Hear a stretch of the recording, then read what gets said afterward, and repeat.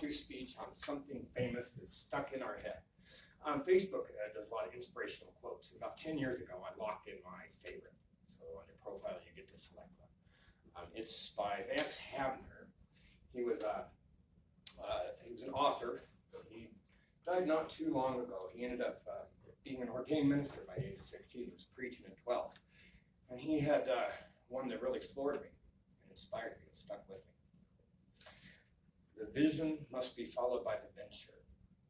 He says it's not enough to stare up the steps. We must step up the stairs. That one is going to challenge you.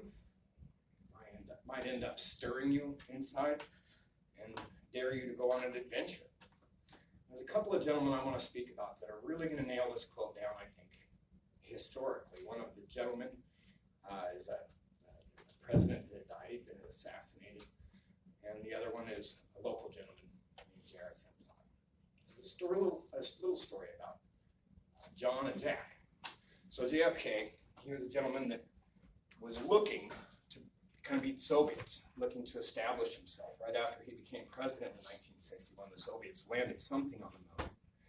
And he wanted to go ahead and show our strength. He wanted to also take on something that was bigger in scientists' mind and in the world's mind that could be challenged and won in that day, which is to send a couple of people to the moon, not just an object. So 200,000 miles away, July 20th, 1969, that happened. And it happened with a few men dying in the training and a few other really bright spots in the mission. But John F. Kennedy, got us there under the premise that it wasn't easy, but he wanted to do it because it was hard. He was challenged. Nixon saw to it because he was assassinated, saw it through, and in 1969 we did land Neil Armstrong and Buzz Aldrin on the moon. We went on to actually have 6 more missions to the moon, and 12 more astronauts from America actually ended up landing. 1969 to 1972. I think we should go back, but that's maybe for another day. There was a gentleman that kind of took on some stellar aspiration here locally. His parents came and homesteaded here. It was J.R. Simplot. He was a gentleman that was an innovator. He was an 8th grade dropout.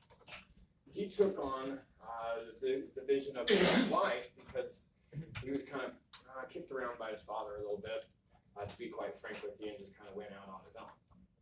And he developed some new technology for farming, to do with hog feed, and ended up basically saving a lot of money, combining a lot of the resources that he had and a lot of the friendships that he had into end up dying as the 89th richest man in America with $3.6 billion. His challenges that he overcame meant really nothing to him. He wanted to take the vision of his agricultural empire and turn it into reality. His vertical integration, where he took the seed production, farming, fertilizer manufacturing, frozen food production, and then food branding and distribution to new heights. Up until 1940, actually, they couldn't find a viable way to have a frozen French fry, which meant a lot in our fast-paced world where we're all in vehicles going around doing things. He met that goal. He's now deceased. He had a fall in the Fiesta Bowl back in about 2008. He suffered a brain aneurysm anyway. So he's buried in Morrisville Cemetery. He's, of course, somebody you might have heard a lot about. I appreciate these gentlemen and the way that they kind of show the way that you could be challenged, but to keep on aspiring, to keep on fixing your eyes, moving forward. And that's where Vance Havner had it right. That the vision must be followed by the venture. It's not enough to stare up the steps. We must step up the stairs. It means a lot to me. It means that we've got not only to just fix our eyes to see our challenges through, we've got to stand ready to go, but then we also have to be able to get ourselves up and go launch ourselves into our challenges. Thank you very much.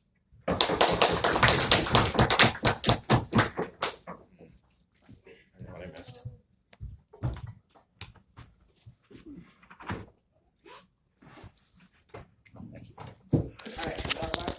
Yes, we can. Okay. So I would say the biggest thing, this was a good speech. I think you have a calm conversational tone. I like genuinely enjoy listening to you talk. Oh. And the examples that you select, you clearly know a lot about. You have these like facts that you bring, that you bring out that goes beyond what is normally expected, and it means a lot to me.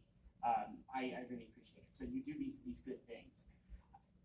The part that pulls me out of the speech the most is the way you begin them. It's very like, so I've got to give a speech, right? And here's the speech that I'm going to give. It's you're meta commenting on the event, on what you're supposed to be doing. But a speech should be insular. It should be its own thing. Everyone should be able to understand what it is without having to know what's happening outside the world. So instead of having this like, hello, thank you all for being here. I've got to give a speech, and this is what it's going to be. I would prefer that you make your OWI something that relates to what you're going to talk about, instead of like ramping us up. You know what I mean? I know you're the first one to go, and the instinct when you're the first one to speak is like warm the audience. But I don't think you need to do that.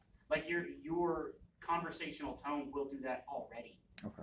So that's probably where I'd say. I had some better openers. I didn't carry them up there on stage with me. Sure. Okay. But like, I mean, there's plenty of things you could talk about. Like, it sounds like you already had a few. I would go with that over like absolutely that kind of conversation. Cool. There are some smaller things. I didn't understand what you meant by this quote until you got to the end. Like, be explicit in what it means. I agree. Because what I got from you was it's a stirring quote and it meant a lot to you. No, I agree. I did miss that. Okay. Cool. The latter. It was there. Cool. It didn't make it out. And then the last thing, you went immediately from the space race to Mr. Potato Farmer. Make sure you bridge that moment. Yes. If you jump right to it, they kind of blend. Now, I knew where you were going, and we knew where you were going because you had a preview. But make sure that you're like, and it's not just the space race and JFK that we can talk about. We can also talk about, Mr. Sandfly. Bridge them together. Hold the hand as you walk. I can appreciate that. I should have done that. But those are the two big things. I have some smaller comments, but you can kind of read those at your own leisure. But those are the ones where I'm like, I mean, if you tighten those bolts up, I mean, you're going to be a really compelling public speaker. Right on. Thank you. Cool. All right. Great. That's